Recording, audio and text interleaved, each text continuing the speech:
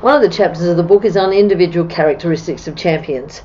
People ask me, how did I get these? Well, it was part of my master's. I looked into profiling people who had won World Cups, people who are elite, and people who actually had won Brownlow medals or the highest form in whatever they could, most often in mine in team sport. And what it showed was I needed really competitive people, but it showed it came from being bold, colourful, highly resilient, driven. In fact, they wanted to find out ways of being better all the time, and in doing so, what it does is it says, this is how I am. How do I get to there? Well, the answer is we need to find out where you are at the moment, and then how hard are you willing to work to actually get to be this big? Because I'm going to tell you out there, whenever you think enough is enough, there is someone else who's willing to go, I love finals. I want to do this. I don't care if I make a mistake. I'm going to get better. And in doing so, they're getting ahead of you. So this